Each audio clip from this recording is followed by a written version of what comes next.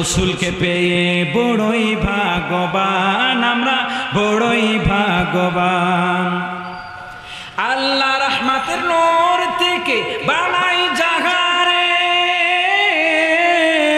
তাহার উম্মত করলো আল্লাহ আমরা সবারে, আমরা সকলের শেষ নাই এর শুকর, করলে জীবন ভর কেমন হেসান, বড়ই ভাগ্যবান, আমরা বড়ই ভাগ্যবান।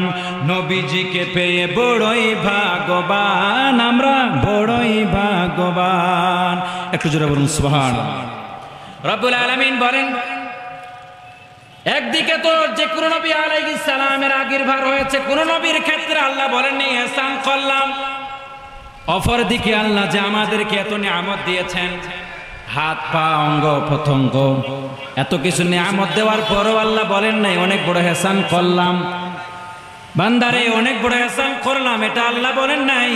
একটা জায়গায় শুধু ইহসানের কথা বলছেন, যখন আমার নবীজিকে আমাদেরকে দান করেছেন, বলেন মুমিনদের উপরে অনেক বড় ইহসান করলাম, অনেক বড় কৃপা করলাম, অনেক বড় দয়া করলাম। আমি আমার বন্ধু নবীকে মুমিনদেরকে দান করলাম।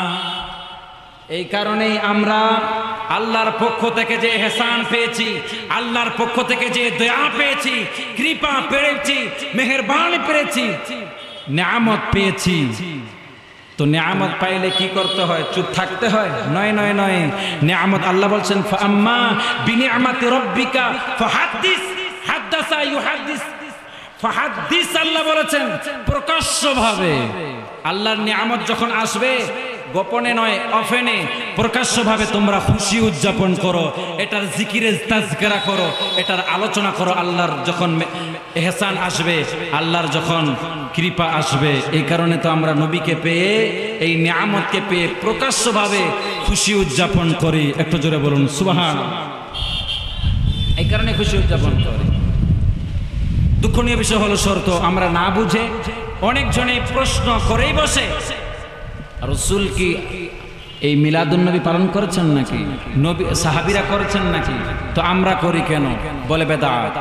একটু জোরে বলেন নাউজুবিল্লাহ।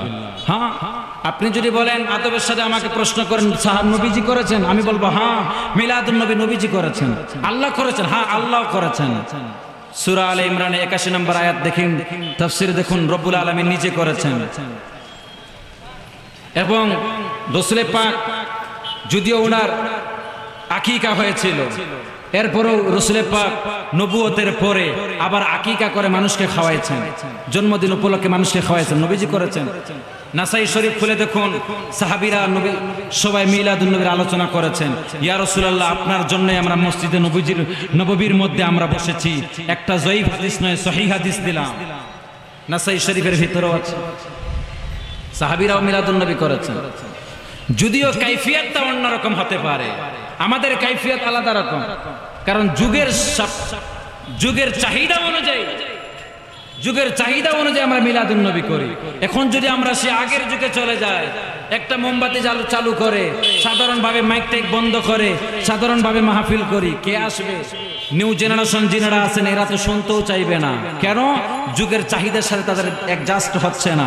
এই কারণে যুগের চাহিদা অনুযায়ী আমরা যখন মিলাদুন নবী করব, নতুন বাচ্চারা বলবে আজকে আল্লাহ কোথায় কিসের মাহফিল হচ্ছে? এটা নবীজির আগমনের মাহফিল। সেখানে গিয়েছিলাম, তোবারক পেয়েছিলাম, সেখানে পেয়েছিলাম নারায়ে রিসালাতের স্লোগান দিয়েছিলাম, ওরাও অ্যাকসেপ্ট করবে। এই জিনিসকে নেস্তনাবুদ না করার জন্য, এই কারণে আমরা এই জিনিসটাকে ধরে আছি। যেভাবে করে স্বাধীনতা দিবস আমরা ধরে রাখি, অন্যান্য দিবসকে আমরা যেভাবে ধরে রাখি, কোটি কোটি টাকা ফুরায় সরকার, এইভাবে করে আমরা আশিক রাসূলুল্লাহ নবীজির আগমনকে কেন্দ্র করে জিনিসকে মজবুত করে ধরে আছি। এটার প্রতিদানও আল্লাহ করেছেন। একটু জোরে বলুন সুবহানাল্লাহ। রব্বুল আলামিন বলেন,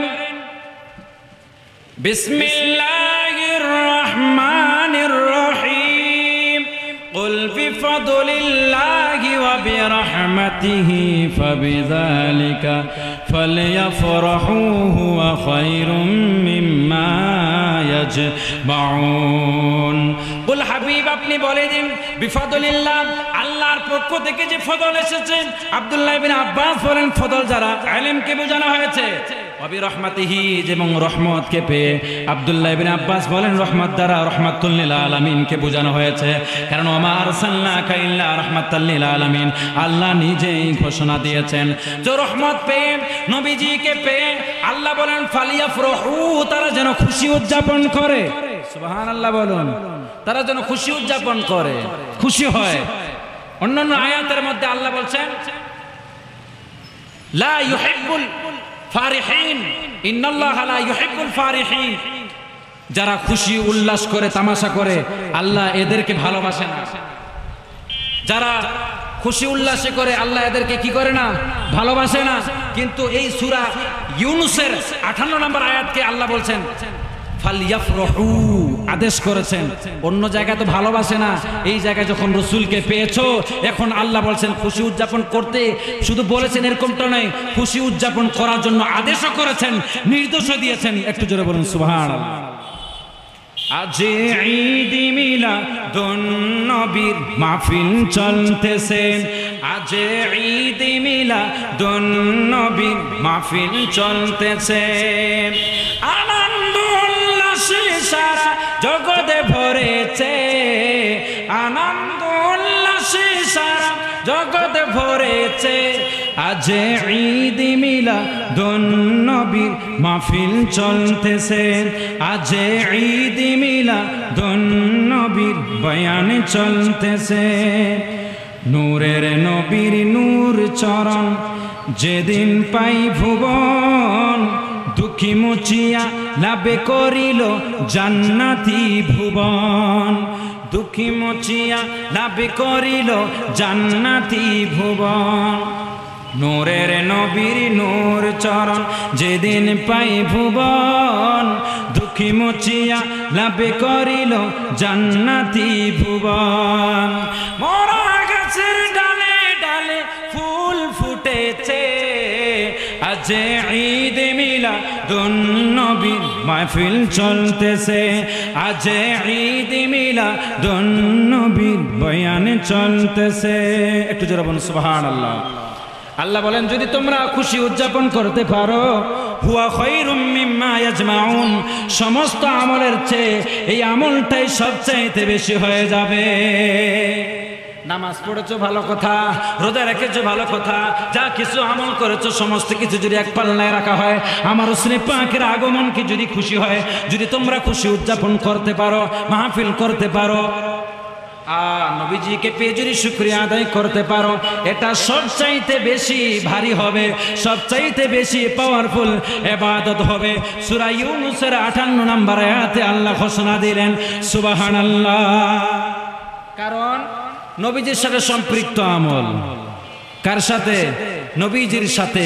খোদার কসম, যে আমলটাই আল্লাহর হাবিবের সাথে সম্পৃক্ত হয়ে যায় সেটার মর্যাদা আল্লাহ নিজেই বাড়িয়ে দেন। একটু জোরে বলুন সুবহানাল্লাহ। যদি হাদিসে পাক শুনেন, মিশকাত শরীফ খুলুন, আল্লাহর হাবিব সরকারে দো আলম একদিন মা আয়েশা সিদ্দিকার সাথে ছিলেন। বেয়াদবি মাফ করবেন, রাসূল পাক মা আয়েশা সিদ্দিকার রানের উপরে মাথা দিয়ে আরাম করতেছিলেন। মাগরিবের পরে যখন আসমানের মধ্যে তারকা যখন শুরু হয়েছে, তারকা যখন ঝিলমিল করে আমার রাসূল রেশ করতেছিলেন, হঠাৎ করে মা আয়েশা সিদ্দিকা বলেন, ইয়া রাসূলুল্লাহ, আপনার দিকে আমি তাকাই, আসমানের চন্দ্রের দিকে তাকাই, আপনার দিকে তাকাই, আসমানের চন্দ্রের দিকে তাকাই, ইয়া রাসূলুল্লাহ, খোদার কসম আপনি চাঁদের চেয়ে বেশি সুন্দর।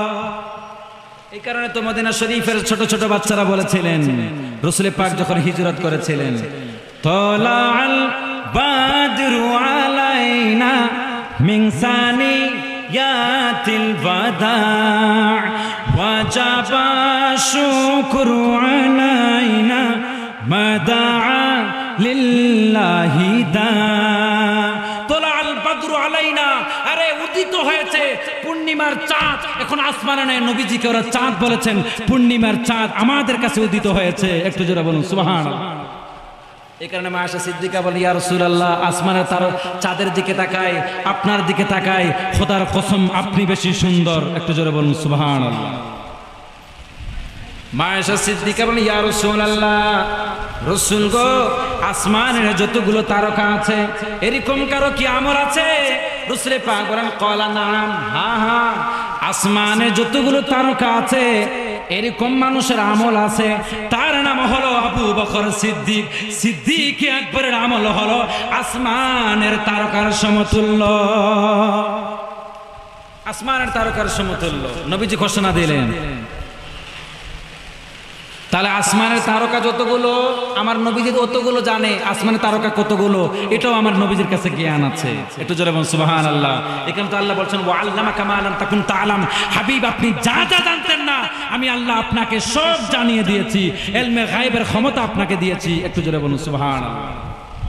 আপনি যা যা জানতেন না, যা যা জানতেন না, কিয়ামত কখন কায়েম হবে নবীজি জানতো না, এক সময় ছিল, আল্লাহ জানিয়ে দিয়েছেন, আমার রাসূল জানেন। ইলমে গায়ব আমার রাসূল জানতেন না, আল্লাহ যখন জানিয়ে দিয়েছেন আমার রাসূল জানেন। আল্লাহ যা জানিয়ে দিয়েছেন তা জানে, যেটা জানেন নেই সেটা জানেন না। আমরা তো এটাকেই মানে ইলমে গায়ব। একটু জোরে বলুন সুবহানাল্লাহ। যাই হোক, অনেক লম্বা হয়ে যাবে। বলতে চেয়েছিলাম নবীজির সাথে সম্পৃক্ত আমল এটা কোটি গুণ পাওয়ার বেড়ে যায়। যখন বলি ইয়া রাসূলুল্লাহ, আসমানের যতগুলো তারকা আছে এরকম কি কারো আমল আছে? বলে হ্যাঁ, ফারুক আযমের আছে। মা আয়েশা সিদ্দিকা মন ছোট করলেন, মন ছোট করলেন। নবীজি বলছেন, আয়েশা তুমি মন ছোট করলা কেন? ইয়া রাসূলুল্লাহ, ইয়া হাবিবাল্লাহ, আমি মনে করেছিলাম আপনি আমার আব্বুজানের কথা বলবেন। নবীজি ইরশাদ করলেন, হে আয়েশা সিদ্দিকা, তুমি কি তোমার বাবার আমলের কথা জানতে চাও? সুবহানাল্লাহ বলুন। জানতে চাই ইয়া রাসূলুল্লাহ, এটার জন্যই তো প্রশ্ন করেছিলাম। আপনি তো আমার আব্বুর নাম না বলে ফারুক আজমের নাম বললেন। নবীজি বলছেন, শোনো, শুধু তোমার ফারুক আজম নয়, সমস্ত সাহাবায়ে কেরামের আমল যদি এক পাল্লায় রাখা হয়, ফারুক আজমের আমল হলো আসমানের তারকার সমতুল্য। সমস্ত আমল যদি এক পাল্লায় রাখা হয়, তোমার আবু বকর তোমার বাবার আমল যদি এক রাতের আমল যদি এক পাল্লায় রাখা হয়, সবচাইতে বেশি তোমার বাবার আমলের পাল্লা ভারী হয়ে যাবে। ভারী হয়ে যাবে এক রাতের আমল। ইয়া রাসূলুল্লাহ, কোন রাতের আমল? সমস্ত সাহাবায়ে কেরাম এবং ফারুক আজমের সারা জীবনের আমল যদি এক পাল্লায় রাখা হয়, আবু বকর সিদ্দিকের আমল এক রাতের আমল সমতুল্য হবে না।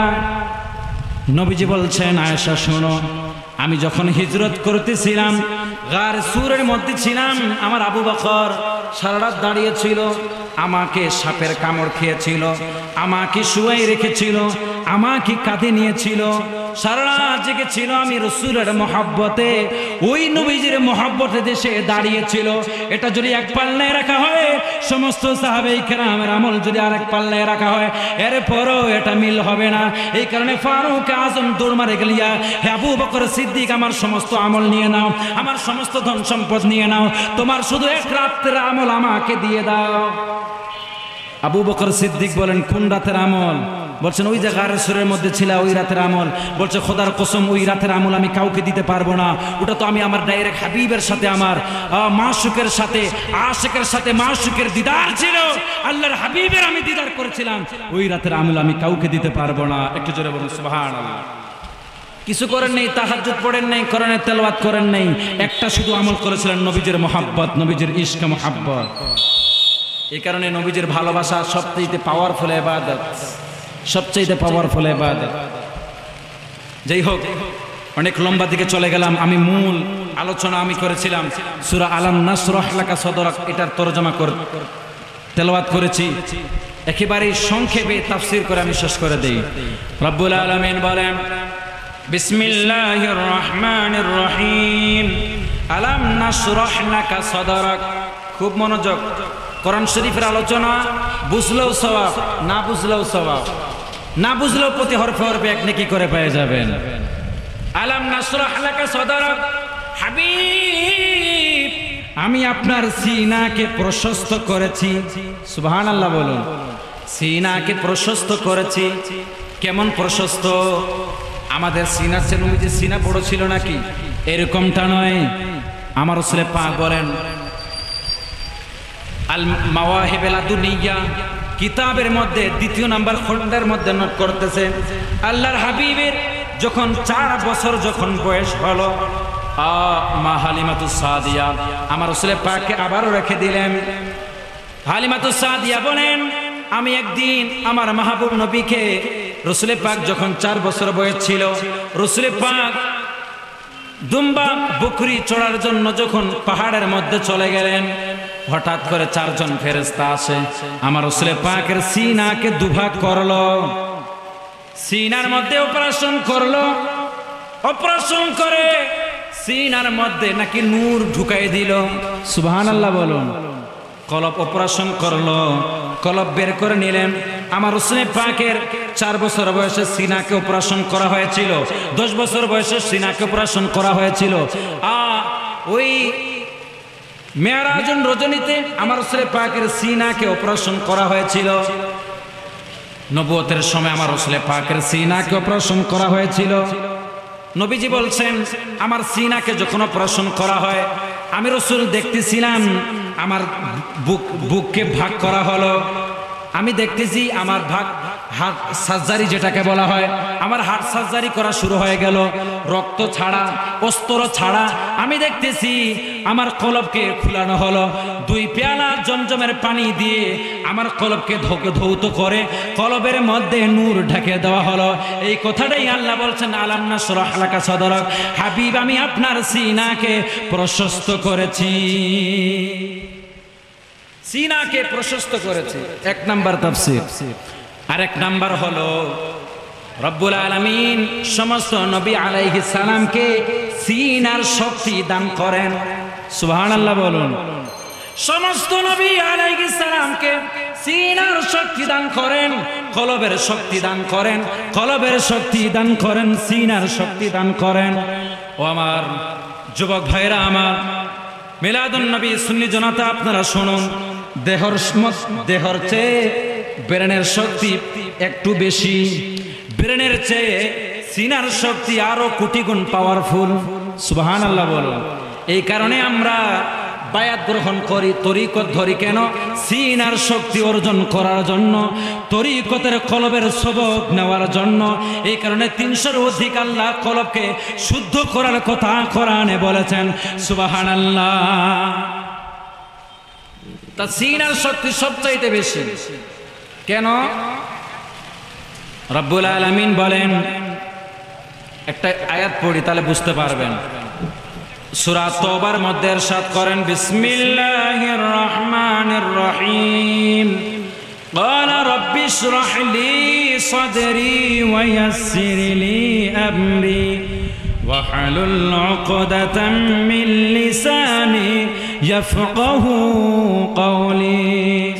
হযরত মূসা আলাইহিস সালাম যখন আল্লাহর পক্ষ থেকে ফেরাউনের কাছে যাবে, ফেরাউন অনেক বড় রাজার সিংহাসন নিয়ে পড়ে আছে, এতগুলো সৈন্যবাহিনী, মূসা আলাইহিস সালাম কিভাবে দ্বীনের দাওয়াত দিবেন, কিভাবে দাওয়াত দিবেন?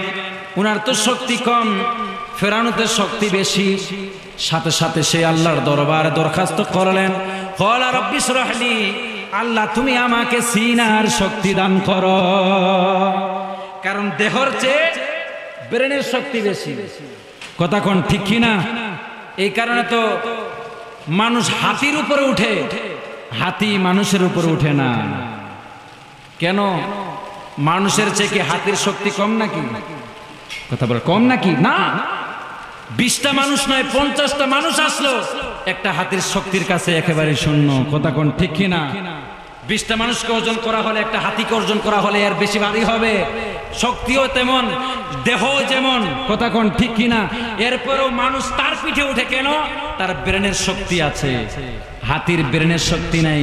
এই কারণে দেহর শক্তির চেয়ে ব্রেনের শক্তি কোটি গুণ পাওয়ার। একটু জোরে বলুন সুবহানাল্লাহ। আর ব্রেনের শক্তির চেয়ে কলবের শক্তির বেশি পাওয়ার। নবী আলাইহিস সালামকে, আউলিয়ায়ে কেরামদেরকে, আল্লাহর ওলিদেরকে আল্লাহ সিনার শক্তি দান করেন।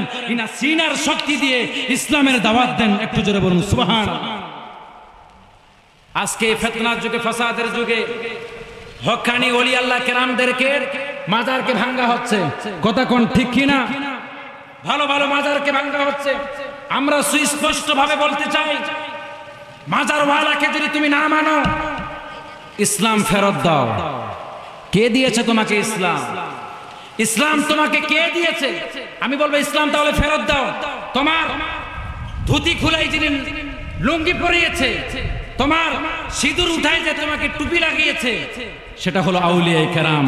জায়গায় জায়গায় খানকা করে, জায়গায় জায়গায় আর দরবার শরীফ করে, কলবের সবক দিতে দিতে কলবের শক্তি নিয়ে এরা দ্বীনের দাওয়াত দিয়েছেন। কোন নবী আলাইহিস সালাম বাংলার জমিনে আসে নাই, আউলিয়া কেরামরাই বাংলার জমিনে এসেছে। আউলিয়া কেরামের যদি না মানো, ইসলাম ফেরত দাও। কথা কোন ঠিক কিনা? আমরা বলছি ঠিক আছে। যারা দেওয়ানবাগি আর কত কি বাগি আছে, যারা বেহক দরবার আছে, নিজেকে খোদা দাবি করে, মাদাল রাব্বাল আমিন নিজেকে নবী দাবি করে, কাদিয়ানীরা যারা আছে, যারা শিয়া আছে, এরা আলাদা বিষয়। আমি হক্কানি ওলি আল্লাহ কেরামের কথা বলছি। যারা মাজারের মধ্যে গাঁজা খায়, অবৈধভাবে নারী মিলামেশা করে, যারা মাজার শরীফের মধ্যে ঢোল তবলা বাজায়, আমরা খোদার কসম তাদের দলের লোক নয়। মাজারে আমরা সেজদা দেই না, মাজারে জিয়ারত করি। কথা কোন ঠিক কিনা? জিয়ারত করি আমরা। কেউ যদি মাজারে সেজদা দেয়, এটাকে আমরা হারাম শিরিক মনে করি। মাজার জিয়ারত করি আমরা, সেজদা দেই না। যারা মাজারে সেজদা করতেছে এদেরকে আপনি পাকড়াও করেন, যারা মাজারে ঢোল তবলা বাজাচ্ছে এদেরকে পাকড়াও করেন, দরকারে আইনের মামলায় নিয়ে আসেন, তাদেরকে ধরে বাঁধে রাখেন, আমরাও সহমত দিব। কিন্তু কিছু সংখ্যক মানুষের জন্য মাজারকে ভাঙবেন, এটা আমরা বিধ্বস্ত করব না, আমরা চুপ থাকবো না। কথা কোন ঠিক কি না? অনেক মাদ্রাসার মধ্যে, অনেক মাদ্রাসার মধ্যে, বড় বড় মাদ্রাসার মধ্যে খারাপ কাজ হয়। কথা কোন ঠিক কি না? হুজুররা কি সবাই ভালো? হুজুররা কি ডিমান্ড যৌতুক নেয় না? হুজুররা কি ওয়াজ বয়ান করে টাকা পয়সা নেয় না, কন্ট্রাক্ট করে না? এগুলো কি জায়েজ? এগুলো হারাম। তো কোন হুজুর যদি মাদ্রাসার মধ্যে খারাপ কাজ করে, কোন মসজিদের ইমাম যদি চুরি করে, তাই বলে আমি কি মসজিদ ভাঙে দিব, মাদ্রাসা উঠাই দিব? না, ওই মৌলবীর মোল্লার কান ধরে বের করে দিব। কথা কোন ঠিক কিনা? তুই মসজিদের মধ্যে মাদ্রাসার মধ্যে খারাপ কাজ করিস, চুরি করিস, তুই কেমন হুজুর? তোর জন্য ইসলামের ক্ষতি হতে দিব না, তোকে কান ধরে জোতার মালা পরে তোকে বের করে দিব। কিন্তু মসজিদ ভাঙবো না, মাদ্রাসা ভাঙবো না। ঠিক এরকমই মাজারের মধ্যে যারা সেজদা দেয়, মাজারে যারা পূজা করে, মাজারে যারা ঢোল তবলা বাজায়, এদেরকে কান ধরে বের করে দেন, আইনের আয়তায় আনেন। কিন্তু হক্কানি ওলি আল্লাহদের মাজার ভাঙ্গা, এটা আমরা কোনোদিন বরদাস্ত করব না। কথা কোন ঠিক কিনা? কারণ ওলি আল্লাহদের বদৌলতে আমরা ইসলাম পেয়েছি, উনারাই আমাদেরকে ইসলাম শিখিয়েছেন, উনাদের বদৌলতে আমরা আজকে বাংলার জমিনে পেয়েছি। খোদার কসম যদি মাজার ভাঙ্গা হয়, গোসব আসতে দেরি হবে না, অ্যাক্সিডেন্ট হয়ে মরবা। ভাই আমার, এগুলো থেকে দূরে থাকো। যেগুলো অন্য অন্য মাজার, ভণ্ড মাজার, এগুলো ঠিক আছে, কিন্তু হক্কানি, শাহজালাল, শাহপুরান, 360 আউলিয়া কেরাম, আমাদের শেখ জাহাঙ্গীর, শেখ ফরিদ, চেহেল গাজী, এগুলোকে তো আমরা বরদাস্ত করব না। কারণ মান আদানি ওয়ালিয়ান ফাকাদ আযানতু লাহু বিল হারব।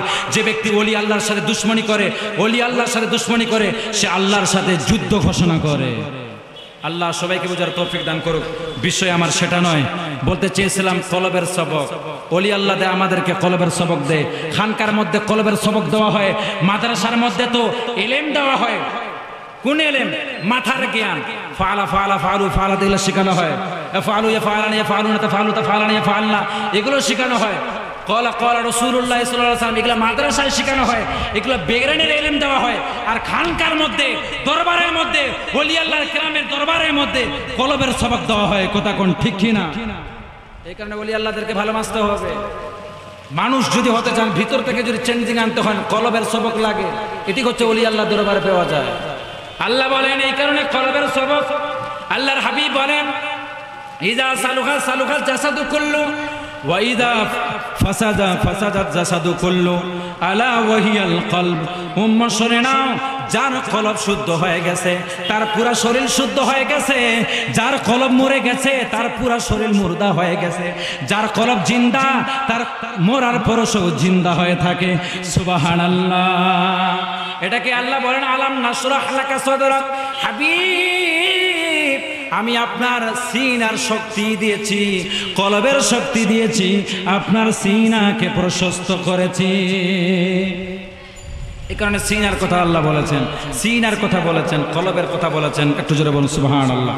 আরো অনেক ব্যাখ্যা বিশ্লেষণ আছে আলম নাশরাহ লাকা সাদরাকের, অন্য দিনে এগুলো আলোচনা করব, দূরে স্পিরিটে যাচ্ছি।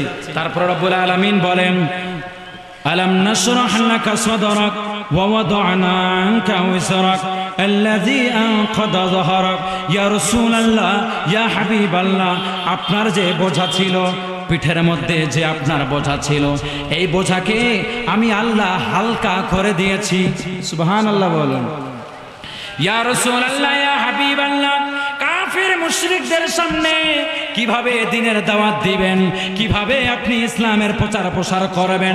আপনি যদিও কষ্ট করে মনে করতেছিলেন, কষ্ট মনে করতেছিলেন, আমি আল্লাহ আপনাকে সহজ করে দিয়েছি, আমি আল্লাহ আপনার জন্য সহজ করে দিয়েছি, আমি আল্লাহ আপনাকে সিনার শক্তি দিয়ে সমস্ত কিছু সহজ করে দিয়ে আল ইয়াউমা আকমালতু লাকুম দীনাকুম ওয়া আতমামতু আলাইকুম নি'মাতি ওয়া রাদিতু লাকুমুল ইসলাম দীনা বলে ইসলামকে পরিপূর্ণ করে দিয়েছি।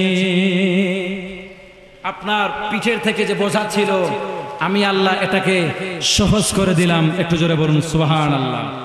তারপরে রব্বুল আলামিন বলেন আলম নাশরাহ লাকা সাদরাক ওয়া ওয়াদা'না আনকা ওয়িসরাক আল্লাযী আনকাযা যাহরাক ওয়া রাফা'না লাকা যিকরাক। হে হে হে সুবহানাল্লাহ বলুন।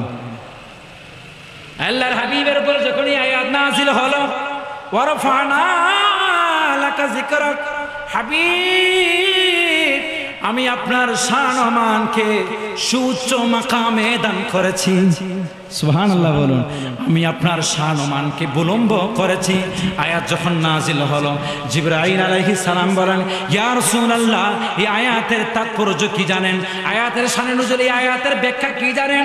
আল্লাহর হাবিব বলেন আল্লাহু আ'লাম, আল্লাহ বেশি ভালো জানেন। জিবরাইল আলাইহিস সালাম বললেন আল্লাহ সমস্ত আয়াতের তাফসীর আপনি রাসূল করে দিয়েছেন, এই আয়াতের তাফসীর আপনাকে করতে হবে না। আয়াত আল্লাহ নাজিল করেছে, আয়াতের তাফসীর আল্লাহ দিয়ে পাঠিয়েছে। ইযা যুকিরতা যুকিরতা মাই, যখন আল্লাহর নাম হবে তখনই আপনি রাসূলের নাম হবে। উচ্চ স্বরে বলুন সুবহানাল্লাহ। যখনই আল্লাহর নাম হবে তখনই আপনি রাসূলের নাম হবে। এই কারণে আজান দিতে গেলে আল্লাহর নামের সাথে সাথে নবীজির নাম আছে কি নেই? সেখানে আমার রাসূলের নাম আছে। কলেমা শরীফ যখন পড়বেন আল্লাহর নামের পাশাপাশি আমার রাসূলের পাকের নামও আছে, এবং একামত দিতে যাবেন আল্লাহর নামের সাথে আমার রাসূলের নাম আছে। নামাজ যখন পড়তে যাবেন আল্লাহর নামের সাথে সাথে আমার নবীজির নামের সালাম আছে, আসসালামু আলাইকা আইয়ুহান নবী। শুধু তাই নয়, তাই নয়, যখন আপনি কোরআন খুলবেন, কোরআন যখন দেখবেন, যখন আপনি রিসালাতের আয়াতগুলো দেখবেন, আল্লাহর নামের সাথে আমি রাসূলের নাম আছে। সুবহানাল্লাহ বলুন। যখন আপনি ইতাআতের আয়াতগুলো দেখবেন আল্লাহর নামের সাথে আমার রাসূলের নাম আছে। শুধু এটা বলে আল্লাহ ছাড়েন নাই, ইরশাদ করলেন যদি আমি আল্লাহকে পেতে চাও, আল্লাহর ভালোবাসা পেতে চাও, সবাই আল্লাহকে ভালোবাসতে চায়, কথা কোন ঠিক কিনা? হোক সে বৌদ্ধ হোক, হোক সে জুম্মা হোক, হোক সে চাকমা হোক, হোক সে হিন্দু হোক। হিন্দুরা কি আল্লাহকে ভালোবাসে না? বাসে। তারা সৃষ্টিকর্তা হিসাবে আল্লাহকে মানে, যদিও ভগবান হিসাবে, যদিও কেউ গড হিসাবে আল্লাহকে মানে, কিন্তু আল্লাহকে মানে আমার একটা সৃষ্টিকর্তা আছে, কথা কোন ঠিক কিনা? কিন্তু তারা মাধ্যম মানে কি? ওই খেড়ের মন্দির বানায়, আর মূর্তি বানায়, বা মাটির মূর্তি বানায়, বা পাথরের মূর্তি বানায়, মূল উদ্দেশ্য আল্লাহকে পাওয়ার জন্য। কিন্তু ওই ভাইরা আমার জানে না যে আল্লাহকে পাওয়ার জন্য একটা রাস্তা আছে, সেটা হলো নবীকে অনুসরণ করা। ফাত্তাবিউনি ইউহিব্বুকুমুল্লাহ। আল্লাহর ভালোবাসা যদি পেতে চায় মূর্তি সিজদা করে খোদার কসম আল্লাহকে পাবা না, আল্লাহকে পাবা না। একটাই রাস্তা আছে, সেটা হলো মাহবুব নবীকে অনুকরণ করলে আল্লাহর ভালোবাসা হয়ে যায়। আল্লাহ মানলে নবী মানা নয়, আল্লাহ মানলে নবী মানা নয়, নবী মানলে আল্লাহ মানা হয়। বলুন আল্লাহ মানলে নবী মানা নয়, নবী মানলে আল্লাহ মানা হয়। দুরূদ শরীফ পড়ি আল্লাহুম্মা সাল্লি মাওলানা মুহাম্মদ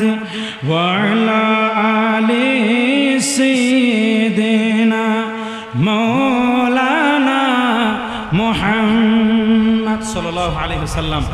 যাই হোক, অনেক লম্বা হয়ে গেল। তাহলে আমার রাসূলকে কেউ যদি ভালোবাসে, অনুকরণ করে, ভালোবাসে, এটা নবীকে ভালোবাসা নয়, এটা আল্লাহর ভালোবাসা হয়ে যায়। এখানে রব্বুল আলামিন বলছেন, আমাকে ডাকলে যেটা আমি খুশি হই না, আমার মাহবুব নবীর উপর দরুদ সালাম পড়লে আমি আল্লাহ এর চেয়ে বেশি খুশি হয়ে যায়। একটু জোরে বলুন সুবহানাল্লাহ। এই কারণে তো কি শান-মান আল্লাহ দিয়েছে, কি শান-মান। আজকে আমাদের যুগে না বুঝে নবীদের শান-মান বুঝে না, আর আমরা কোরআন খুললে নবীদের শান-মান পেয়ে যায়। ওয়ারফা'না লাকা যিকরাক, হাবিব আমি আপনার শান-মান উচ্চ মাকামত দান করেছি। একটু জোরে বলুন সুবহানাল্লাহ। আল কোরআনের সব হরফে নূরে নবীজির শান, আল কোরআনের সব হরফে নূরে নবীজির শান, সেই নবীজির ধরনে দামান, সেই নবীজির ধরনে দামান, সফলি দু জাহান, নবী মোদের জান, নবী মোদের প্রাণ, বলো নবী মোদের জান, নবী মোদের প্রাণ। নবীর কাছে পাবো মোরা, রাসূলের কাছে পাবো মোরা খোদারি সন্ধান, নবী মোদের জান, নবী মোদের প্রাণ, বলো আমরা সুন্নি মুসলমান, নবীজি মোদের ঈমান। একটু জোরে বলুন মারহাবা।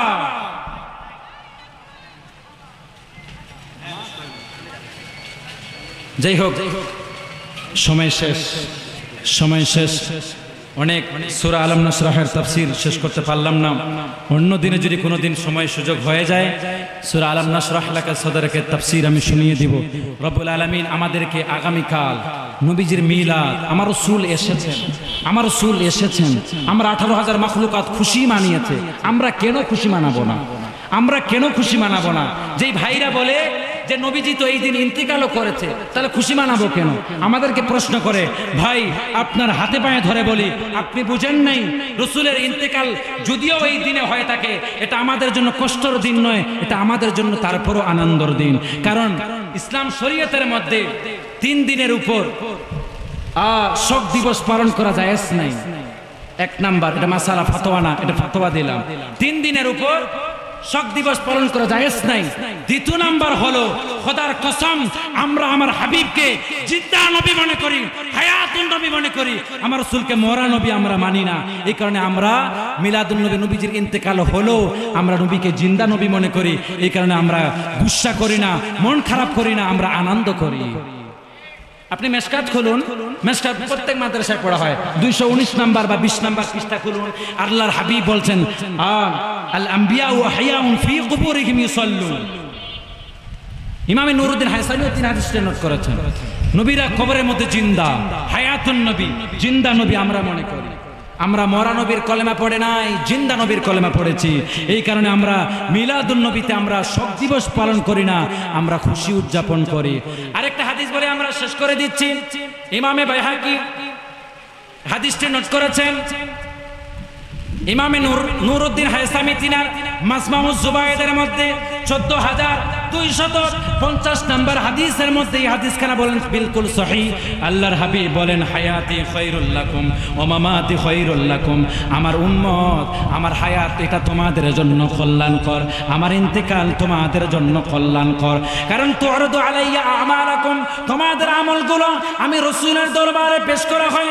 ফামা রাআইতু মিন খায়রিন হামাদাতুল্লাহ, তোমরা যখন ভালো কাজ করো, তোমরা যখন কোরআনের তেলাওয়াত করো, নামাজ আদায় করো, তোমরা যখন রোজা আদায় করো, আমি মদিনা শরীফ থেকে আল্লাহর দরবারে দুহাত তুলে পড়ি, ওগো আল্লাহ পরওয়ারদিগার, আমার অমুক জায়গার উম্মত ভালো কাজ করতে পেরেছে, আল্লাহ তুমি কবুল করে নাও, আল্লাহ তুমি কবুল করে নাও, আল্লাহ তুমি কবুল করে নাও।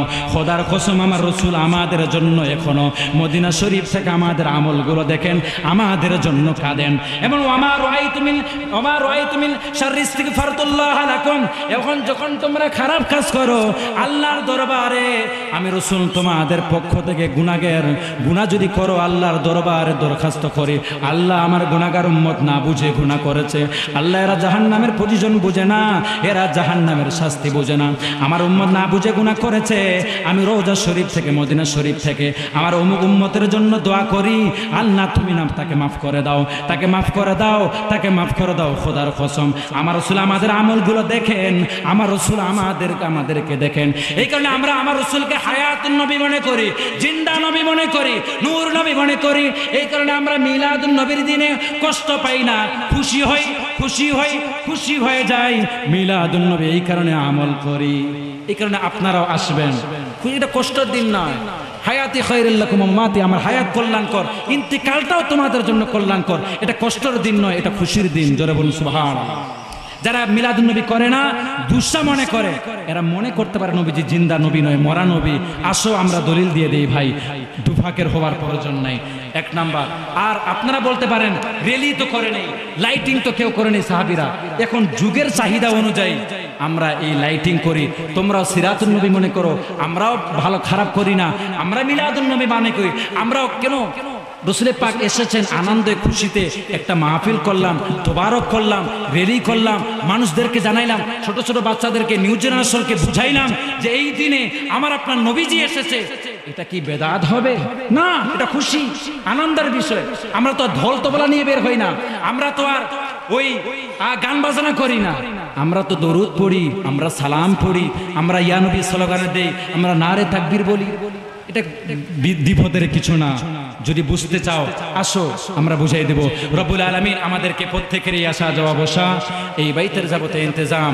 আগামীকাল সোমবার আমার আপনার নবীজির শুভ আগমন উপলক্ষে সবাই মিলাদুন নবীতে 10:30 ঘটিকায় দিনাজপুর মুন্সিপাড়া থেকে একাডেমি স্কুল মাঠ প্রাঙ্গণ হতে আশিক রাসূলদের আসমান জমিন আশিক রাসূলদের নারে স্লোগান চলবে, সবাই বের হয়ে যাবে। আজকে নবীর জন্মদিন, ঘরে ঘরে মিলাদ দিন। ছোট ছোট বাচ্চারাও বুঝবে আমার রাসূল এসেছিল, নবীজির একটা মুহাব্বত আসবে।